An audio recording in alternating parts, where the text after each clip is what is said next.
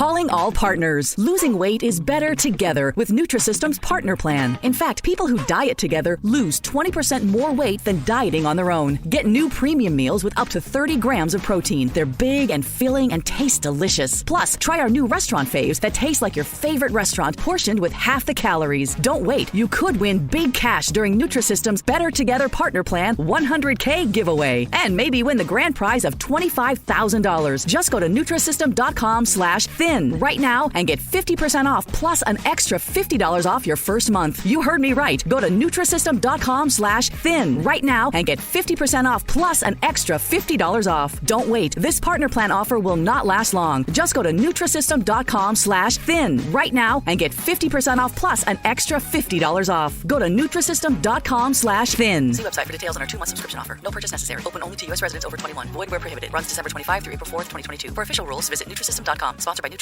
Inc.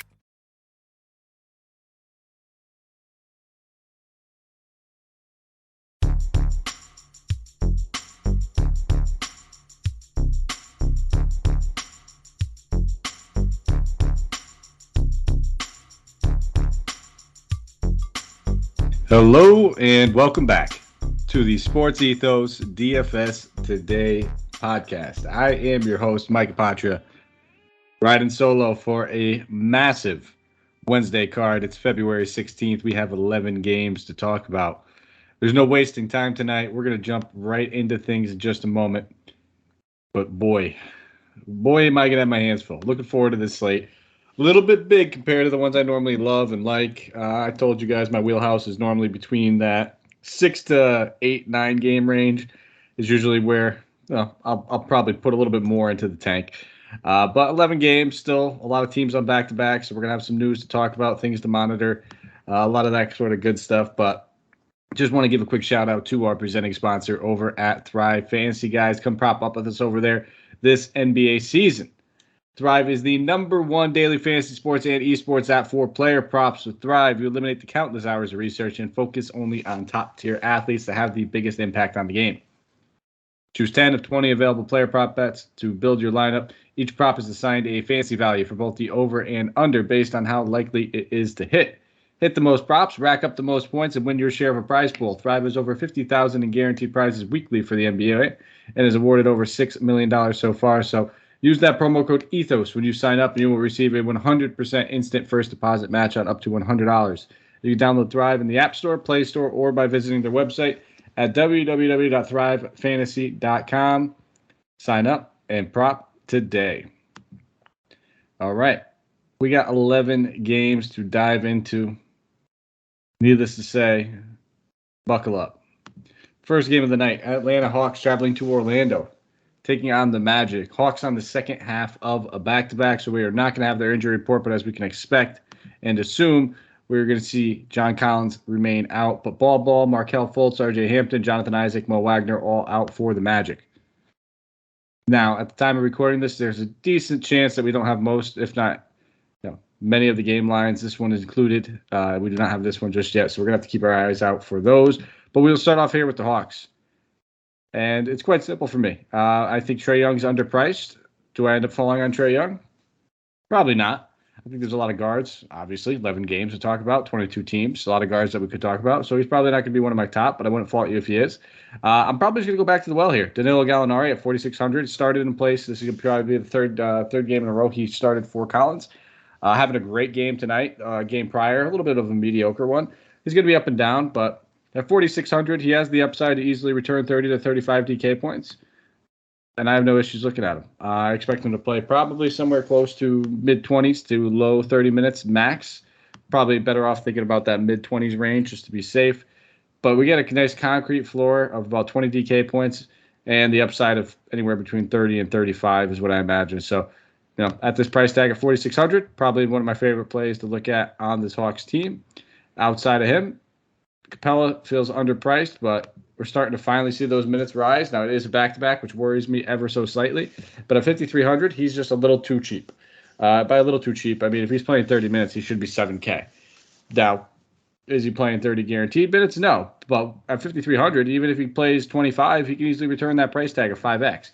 We want more than 5X, especially on an 11-game slate. There's going to be some high scores. But like I said, you have that 30-point upside. They're going against a team that likes to play big with Mo Bamba, Wendell Carter Jr. I don't mind taking some stabs at him. On the Orlando side of the ball, you guys know what I'm going to say. Point guards going against Trae Young is something I'd love to target. Now, Cole Anthony is a little different because he's been a little up and down as of late. We haven't been seeing consistent, usage, consistent minutes. It's granted, it's a point guard against Trae Young. So I'm keeping him in my player pool. He's averaging 36 DK points against the Hawks this season. So we know he's been able to get it done. And he's been getting it done on, solid shooting, 42%, which is right around where he's averaging for the season. And he's always got the upside. We know he has that 40 to 50 point upside. We haven't seen it in quite some time, but it's there. And if it's going to be unlocked, it could easily be this game. And as we've been talking about over the past few weeks, Mo Bamba continues to be underpriced, but I don't trust him at this point. And I think Franz Wagner is a little underpriced as well at 5,700. He's a guy I don't mind taking a stab at, but I think I'd rather play Gallinari on the other side of the ball for about $1,000 cheaper. Next game, Detroit Pistons traveling to Boston, taking on the Celtics. Celtics on the second half of a back-to-back. They are absolutely stomping out the Sixers as we speak. And then for the Pistons, Luka Garza, Frank Jackson, Saban Lee, Isaiah Livers, Jamarco Pickett, and Chris Smith have all been ruled out. Looking at the Vegas total for this one, we do not have. Oh, I lied. 214.5. Boston being favored by 13 points. Line will probably likely shift a little bit.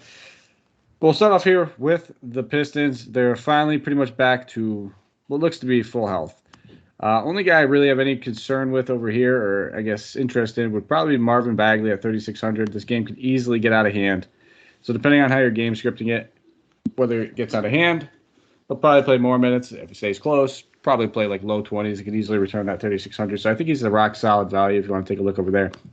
For the Boston side of the ball, we got to keep an eye on this game because Marcus Smart did get hurt. Odds of him actually returning in this one seems doubtful. It looked like it was a pretty rough injury for him with that sprained right ankle. I imagine Derek White draws a start for him. Pritchard probably sees a few extra minutes. Now, I love Derek White. I love playing him. I want to play him, especially if he draws a start. 5,800 is way too cheap for him if he draws a start. Just be careful because this game gets out of hand. It doesn't matter who starts. His minutes are going to be limited. It's just that simple. So he's a guy that I expect to be fairly chalky just because of him starting, and it may be worth warranting a fade just based on GPPs and ownership and the game being able to get out of hand. Now, I'm not saying I'm going to completely fade him. I'm not saying he's bad play. But if we kind of get that feeling that his ownership is going to be high and we see the scenario of this game getting out of hand, I mean, Vegas does, 13-point spread, then it might warrant that fade. So he's the only guy in Boston I'm really interested in. And again, I think Pritchard maybe comes into play a little bit if you're playing multiple lineups and stuff like that. Third game, Washington Wizards traveling to Indiana, taking on the Pacers. We have the Pacers on the second half of a back-to-back. But for Washington, Beal, Gafford, Kristaps all rolled out. Rui is questionable. Parent, volunteer, employee. With your different roles and busy schedule, how can you find time to complete the degree you once started? Cornerstone University's programs are designed for busy adults like you. Take one course at a time, back-to-back, to move through your degree quickly. Attend through an on-campus, live stream, or 100% online format, whichever works best for you. If you're ready to go further in your goals, we're here to make it possible. Achieve without ceasing. Learn more at adult.cornerstone.edu. Now is the perfect time to work at Amazon. They are offering hourly jobs with great pay and even include a large sign-on bonus. No matter where you're at in the job market, you can select from a variety of available roles in your area. Join an exciting work environment and be part of a team that brings smiles to customers every day. To find the job that works for you and some extra cash, go to amazon.com/apply. That's amazon.com/apply. Amazon is proud to be an equal opportunity employer. Really looking forward to this game for fantasy purposes. I think there's going to be a lot of good action and a lot of good guys that we can take advantage of.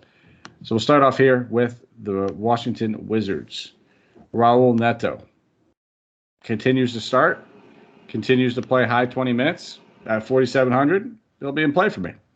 Now, obviously, as his price tag continues to climb, he was at 44 in that last one, 43 in the game before. We're starting to lose a little bit of value. But as long as he's playing those high 20 minutes, he has a decent chance, you probably heard me say it on the last show, then the last slate that he played, to return these high steal games. He had 4 in that game. I had shares of him. He doesn't need to score a whole lot. He'll chip in a couple boards and a couple assists. But as long as he's, playing 28 minutes, he's got a little bit of an elevated floor because of his defensive capabilities. So he's certainly in play for me. I don't love paying that $8,600 price tag for Kuzma.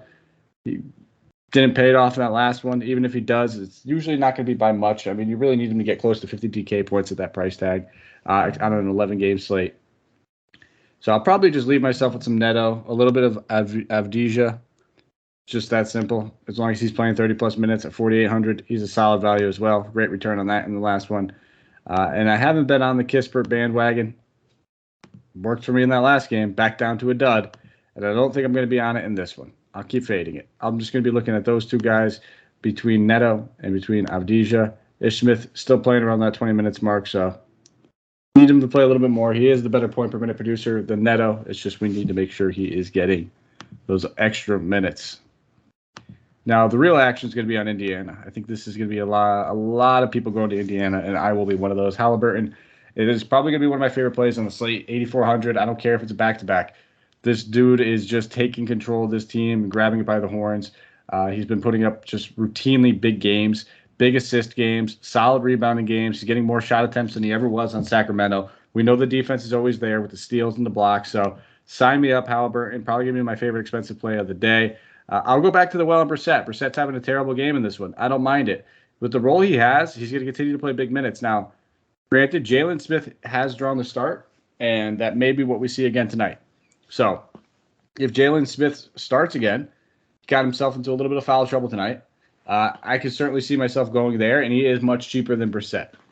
Now, I don't think Brissett is going to draw much of any ownership, just being honest here. I think after the bad game and with Jalen Smith being so much cheaper, that Brissett makes for a better tournament play. But at 5,600, you can easily pay that price tag off, but, I mean, it's tough to avoid Jalen Smith either if he's going to draw the start and play similar minutes at 3,900. So those are the three guys I have the most interest in, and I will be playing plenty of shares of all three of them. Fourth game of the night, Brooklyn Nets traveling to New York. Well, I guess it's not really traveling, but they're going to the Garden. Leaving the Barclays, going to the Garden, taking on the Knicks. For the injury report, Kevin Durant, Joe Harris, Kyrie Irving, Ben Simmons, all out. For the Knicks, R.J. Barrett, Nerlens Noel, Derrick Rose, all ruled out as well. We do not have a game total. We do not have a spread for this one. Start off here with Brooklyn. No Kyrie. That means we're firing up some of these guards. Seth Curry, Cam Thomas, both these guys at that $5,600, $5,700 price range, certainly in play. As I mentioned, though, with Seth Curry now being back, we're probably going to see a little bit of the shine come off of Cam Thomas. I played a ton of Seth Curry against Sacramento. Don't mind going back to the well with him here. And then Andre Drummond drew the start in his first debut game, only played 24 minutes. There's other centers available. We know that Aldridge is going to get a little chunk of the minutes.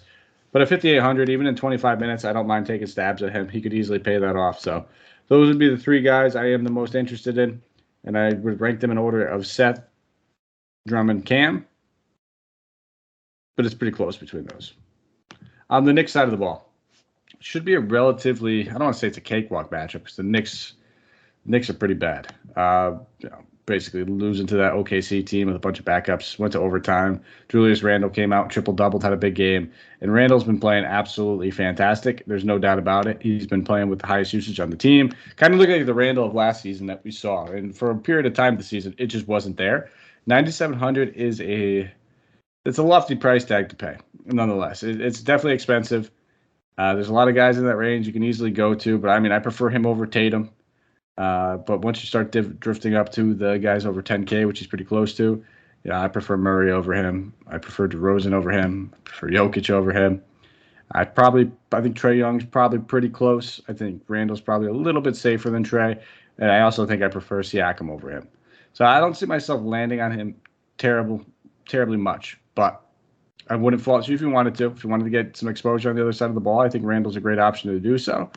Nonetheless, we do have some other options that we could look at. I'm staying away from Kemba Walker at 4,600. But Quinton Grimes, shout out to Harris, his boy, back-to-back 35 DK point games, taking advantage of some shot attempts and some usage at 4,100. Probably the guy I'd be looking to run it back with, if anybody. Next game, Sacramento Kings traveling to Chicago, 8 p.m. Eastern Standard Time game. We'll look at the injury report.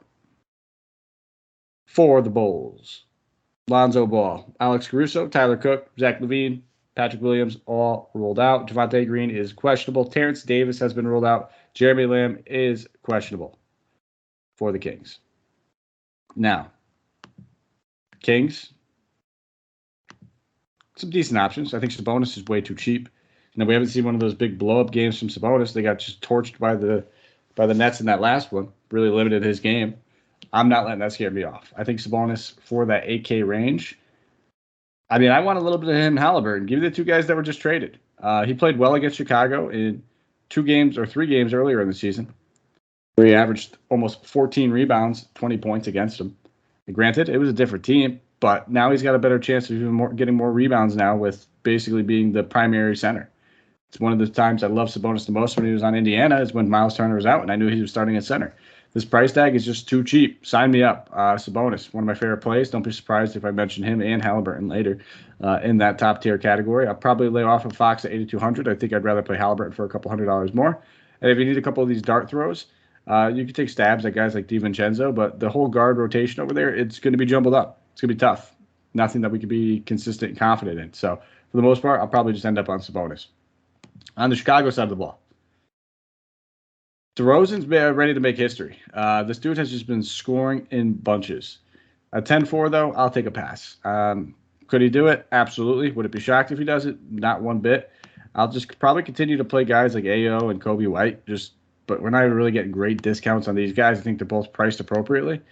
If anything, I'd probably lean a little bit more Kobe. We've been seeing a little bit more of a ceiling and scoring capability. He's been knocking down threes at an absurd rate, which I don't necessarily expect to last. 83%, 67%, and 60% over the past 3 games. It's probably going to come back down to earth more than the 30% range, 40%. So feels like a little bit of a chase game, but he'd probably be the guy I'm looking at the most. Next game, 6th game of the night, Portland Trailblazers traveling to Memphis, taking on the Grizzlies here. Grizzlies on the second half of a back-to-back, so no injury report, but we know John Morant sat out with that ankle injury. And then for Portland, Bledsoe, Ingles, Keon Johnson, Lillard, Nasir Little, Didi Luizada, and Dennis Smith Jr. have all already been ruled out. This game does not have a game total. It does not have a spread. We'll start off here with Portland. It's going to be the usual suspects for me. It's going to be Josh Hart, Justice Winslow. I think these guys are starting to get up there in price. Hart coming in at 6,900, but this isn't the same Hart that we're used to seeing over in New Orleans. He is having usage. 16 shots, 12 shots over the past 2 games. He's scoring. He's taking threes, and he's knocking them down at an elite clip over the past 2 games, over 50% in both those games. He's always going to be a candidate for getting those big rebounding games. So 6,900, he's probably my favorite play. I prefer him over Simons, for Simons being $1,000 more. Don't think Simons is necessarily a bad play because while we're talking about usage, this dude's taken pretty much 20 shots a game over the past 3. So I just prefer Hart for the discount. We're getting $1,000 cheaper. Then Winslow, kind of reinvigorating his career over here. Playing pretty much primarily power forward, and they have yet to give him power forward eligibility on DraftKings. Don't know why they do it. Don't know why they always have to lag behind a little bit. Nonetheless, at 6K, he's another option going against his former team that I do not mind looking at. Coming in, just basically taking double-digit shot attempts over the past 4 games and has yet to have a game with less than 30 DK points. On the Memphis side of the ball, if John Morant's out, it's Tyus Jones, it's Desmond Bane. Those 2 guys, no issues looking at both of them. They would be my 2 primary options I'm interested in. Obviously, Jaren Jackson gets a little bit of boost in usage as well. Wouldn't fault you for wanting to go there one bit. He's a little up and down. 7,100 is a very, very, very fair price tag.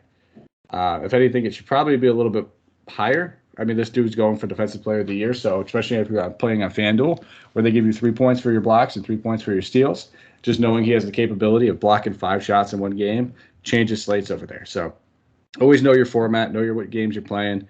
FanDuel, you're always going to be looking at these guys that have a little bit of defensive upside. But as of tonight, he's having himself a great game already with a whole quarter left. Right now, he's got 17.6 boards. But it's mostly going to be Tyus. Bane's having a little bit of a struggle game. Would be a nice bounce-back spot for him. I don't think I'll be necessarily chasing DeAnthony Melton, but I wouldn't fault you if you wanted to go there one bit. We just know that he could be rocky. He could be up and down. But it's a very fair price tag for Melton. 4,900, I don't mind it. So Bane, Melton, Tyus, even a little bit of Jackson. I think with John Morant sitting out, if he does, keep an eye on it. If he does, it just opens up so much for everybody else around it because of his usage. 5 games left. Toronto Raptors traveling to Minnesota, taking on the Timberwolves here. We have the Timberwolves on the second half of a back-to-back. Anthony Edwards did get hurt in this one. I'd be shocked to see if he plays. But for the Raptors, Van Vliet, questionable, dealing with that right knee soreness, main one to be concerned with. We do not have a game total. We do not have a spread. We'll start off here with the Raptors. It's really just going to come down to whether or not Van Vliet plays or whether or not Van Vliet sits.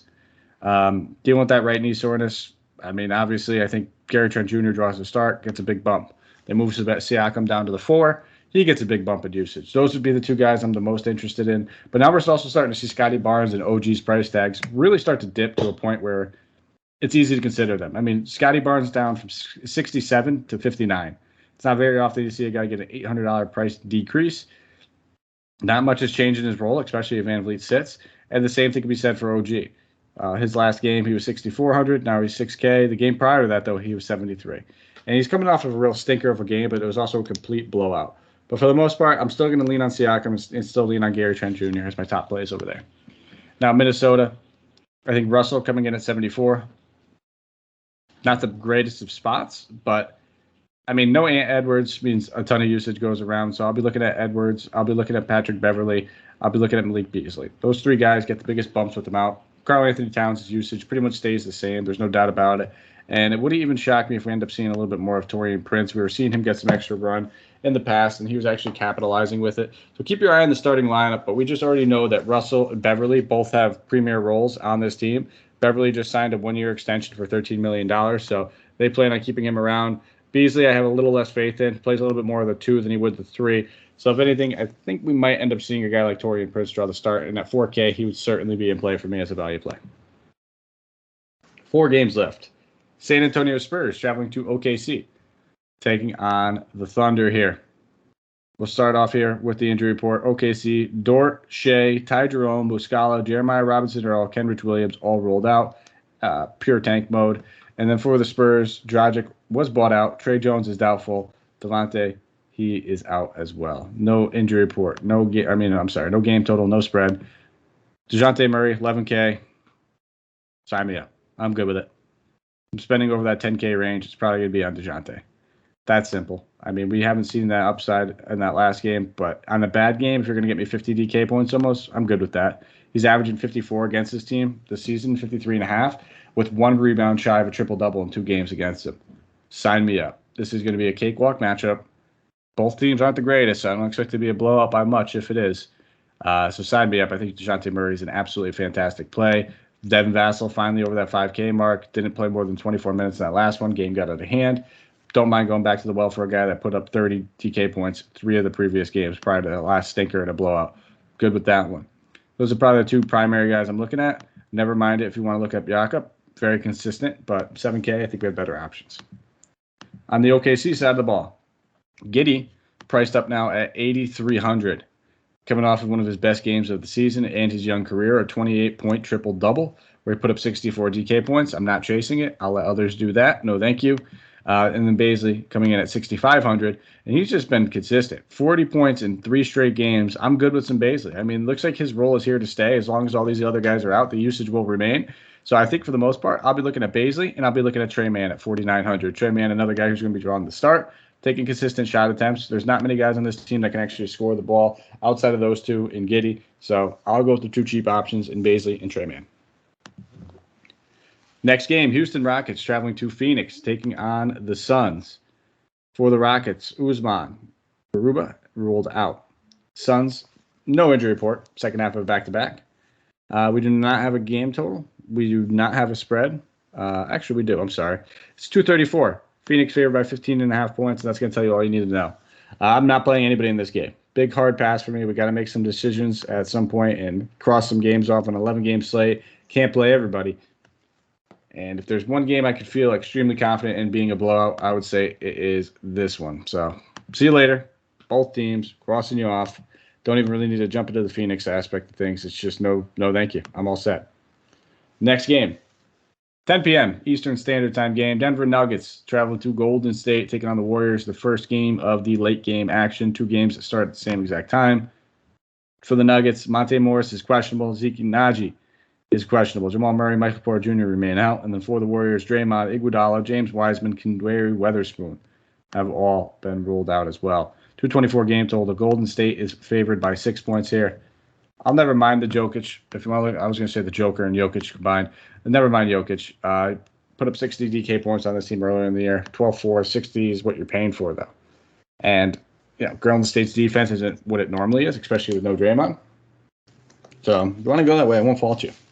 I get it. Outside of him, though, I just don't love a lot of the options. If Monte Morris sits, I'll go right back to the well with Bones Highland here. Played 29 minutes in that last one. You hear me mention it on the past 2 shows probably. Malone wants to play this guy minutes. He's not going to make the same mistake he made against Boston where they lost that game. He was the big reason that they won with hitting that dagger in Toronto. And now another game where he just saw increased minutes going against Orlando. So 4,200, I'm good with Bones Highland. He's probably the one guy that I have a decent amount of interest in on this team. For the Warriors, Steph Curry coming in at 10-3. Prefer DeJounte over him. That's simple. So I don't see myself landing on him. But I don't mind going back to the well with Klay Thompson here. He struggled in that last game, only shot 3 of 14. That's going to happen. But we've seen this guy routinely pay off this price tag in the 4 prior games. So good little bounce back spot for him. Don't mind going there. And then I think we can look at Kuminga as long as he continues to draw the start at power forward at 4,500.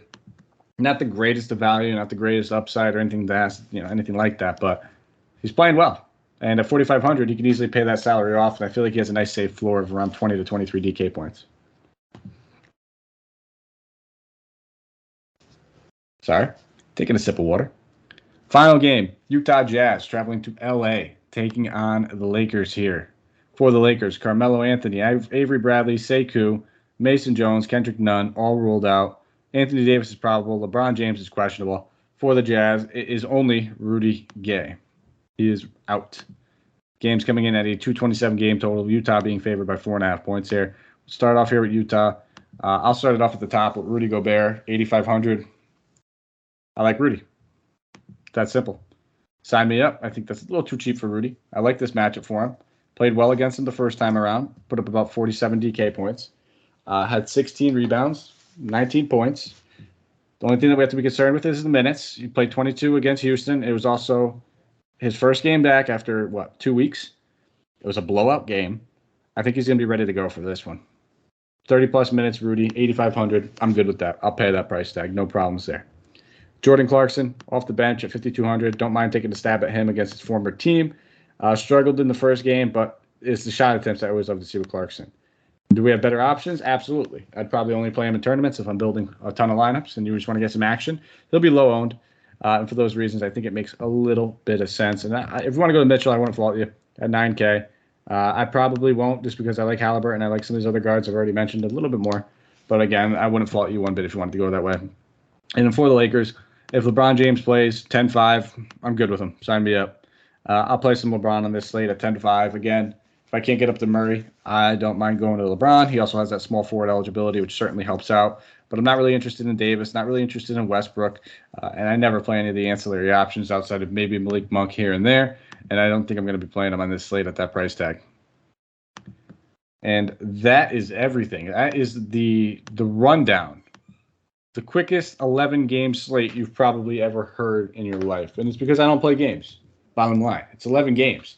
Can't love everybody, so I try to only mention the guys I have written down in my player pool that I actually see myself playing. Now, news comes out, things break, we find out new things along the way, and things change. It doesn't always stay the same, but as it stands right now, probably before, a couple hours before lock, we'll start getting some more of this information, more of this news. So I don't see my stuff really changing too much until then. Those are the guys I'm keeping in my player pool. You heard me probably put a little bit more emphasis on the guys I like the most.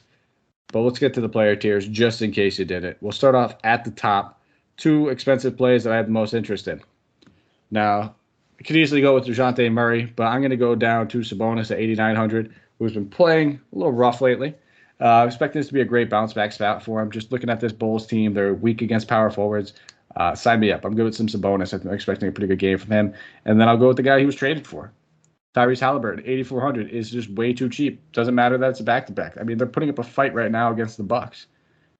8,400 going against a Washington team? Psh, I'm good. Give me that. I love Tyreese Halliburton, probably one of my favorite plays on the slate. I expect him to be fairly chalky too. It's not a secret that he's going to be a great play on this slate. So I'm good with that, though. Sign me up.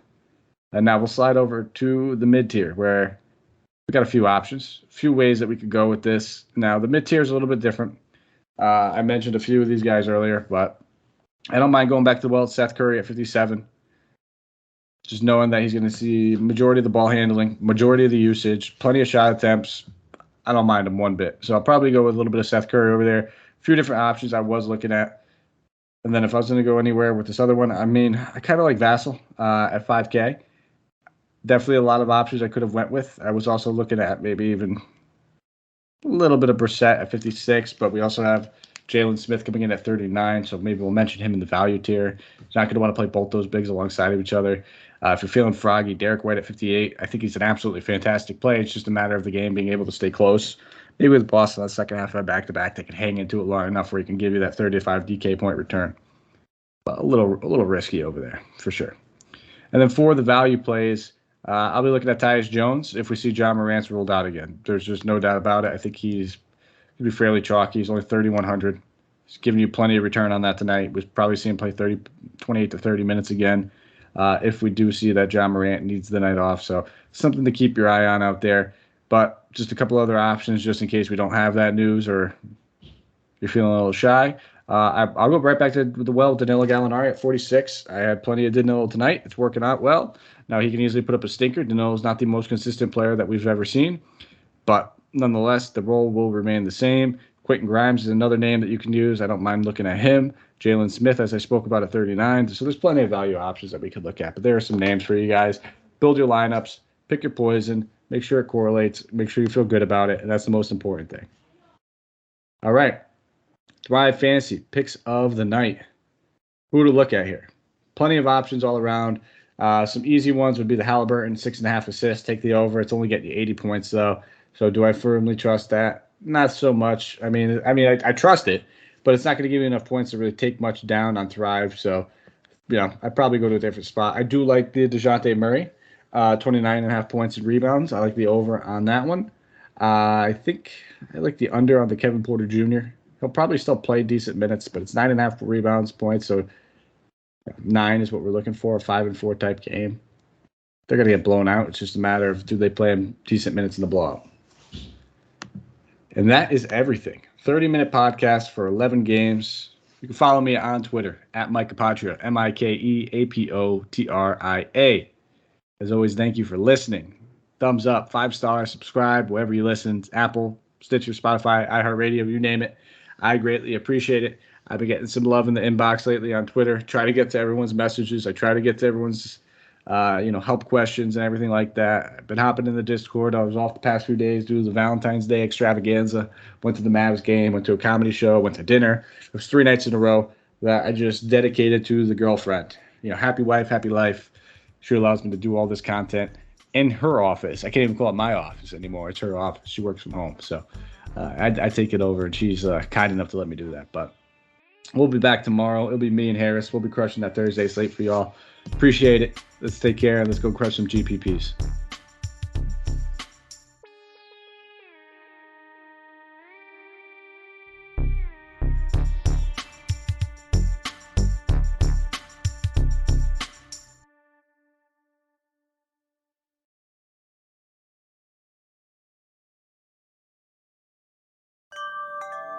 They say, if you love something, to set it free. If it doesn't come back, it was never yours to begin with. Here at LifeLock, we have to say, what a load of bull hockey! All those nights working overtime, saving up all that money, paying off all that debt, and now some identity thief wants to try and set it free? That's crazy talk. The truth is, it can be dangerously easy to steal your identity. But with LifeLock by Norton, it's easy to help protect yourself. We help monitor your info and alert you to potential identity threats. If you become a victim, a dedicated U.S.-based restoration specialist will work to fix it. No one can prevent all identity theft or monitor all transactions, but everyone can save up to 25% off their first year at LifeLock.com/aware. That's LifeLock.com/aware for 25% off. LifeLock, Identity theft protection starts here.